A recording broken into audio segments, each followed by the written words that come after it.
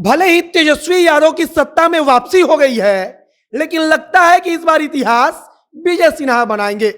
अब आपका भी सर चकरा गया होगा कि विजय सिन्हा भाई ऐसा क्या करने वाले हैं कि इतिहास बनाने वाले हैं।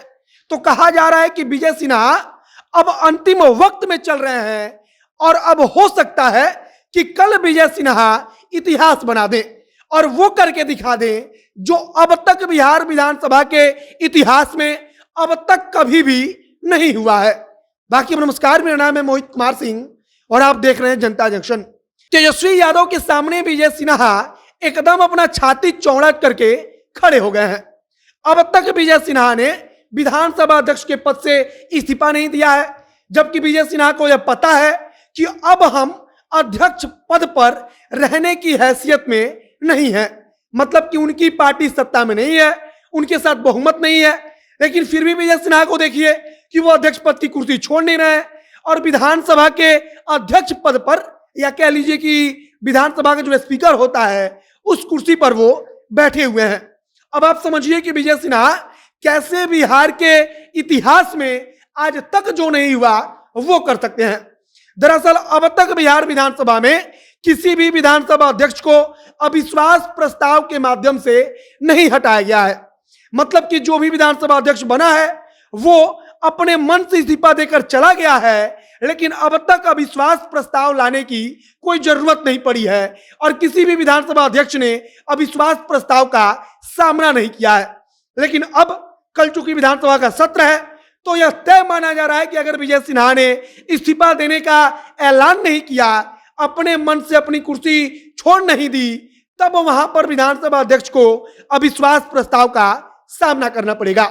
बिहार की राजनीति को समझने वाले जो विशेषज्ञ हैं वह कहते हैं कि अब तक बिहार के इतिहास में ऐसा नहीं हुआ कि कभी भी किसी विधानसभा अध्यक्ष को अविश्वास प्रस्ताव का सामना करना पड़े और अविश्वास प्रस्ताव के माध्यम से उसको उसकी कुर्सी से हटाया जाए।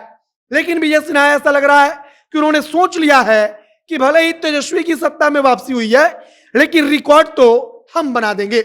अगर विजय सिन्हा के खिलाफ अविश्वास प्रस्ताव आता है और विजय सिन्हा के खिलाफ अविश्वास प्रस्ताव आने के बाद वो उसका सामना करने के लिए तैयार हो जाते हैं और अपना इस्तीफा नहीं सौंपते, तब विजय सिन्हा के नाम पर यह रिकॉर्ड दर्ज हो जाएगा कि विजय सिन्हा बिहार विधानसभा के पहले ऐसे अध्यक्ष बन जाएंगे जिनको अविश्वास प्रस्ताव के माध्यम से हटाया जाएगा।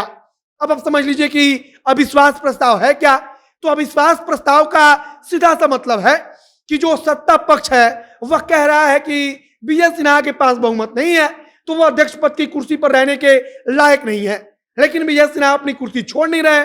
तब जो सत्ता पक्ष है वो अविश्वास प्रस्ताव लाने के लिए कह चुका है और अब अगर विजय सिन्हा अविश्वास प्रस्ताव का सामना करेंगे तब उनको अपने समर्थित विधायकों को दिखाना पड़ेगा और सदन को बताना पड़ेगा कि हमारे साथ बहुमत है और हमारे साथ ज्यादा विधायकों का समर्थन है।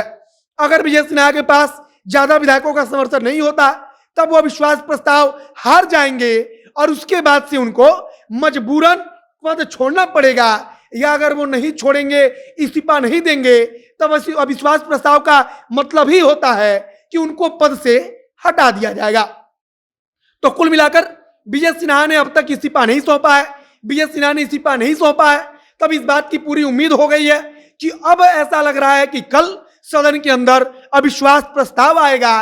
तेजस्वी यादव के विधायक पहले ही विधानसभा सचिवालय को लिखित रूप से कह चुके हैं कि हम अविश्वास प्रस्ताव लाना चाहते हैं और अविश्वास प्रस्ताव में जो विधानसभा के अध्यक्ष विजय सिन्हा अभी उनको हटाने का प्रस्ताव रखा गया है।